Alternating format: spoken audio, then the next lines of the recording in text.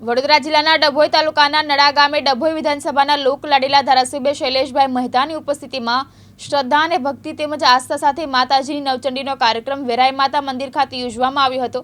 સમગ્ર દિવસ દરમિયાન માતાજીની નવચંડી પૂજા અર્ચના અને વિવિધ કાર્યક્રમોનું સુંદર આયોજન તાલુકા પંચાયતના માજી સદસ્ય અને ભાજપ આગેવાન ભાવેશભાઈ પટેલ તેમજ તેઓની ટીમ દ્વારા કરવામાં આવ્યું હતું।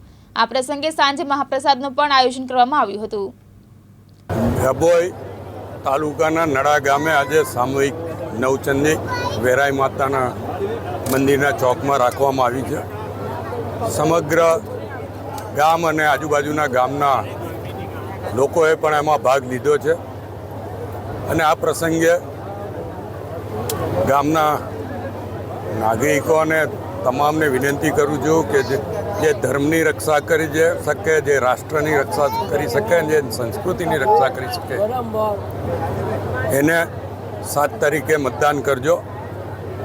આપણા ધર્મની રક્ષા કરજો, રાષ્ટ્રની રક્ષા કરજો, આપણી સંસ્કૃતિની રક્ષા કરજો અને માતાજી પાસે પણ એ જ પ્રાર્થના કરી છે કે અમારા વડાપ્રધાન મોદી સાહેબે જે સંકલ્પ લીધો છે પરિપૂર્ણ થાય અને ગુજરાતની 26 સીટો 5 લાખ કરતાં વધુ મતથી જીતે, જેમાં એક તો બિનહરીફ જીતેલા જ છે, પણ 25 સીટો મોટા માર્જિનથી જીતે અને માતાજીના આશીર્વાદ મોદી સાહેબ અને અમિત શાહ પર વરસતા રહે એ જ અભ્યર્થના સાથે સૌને।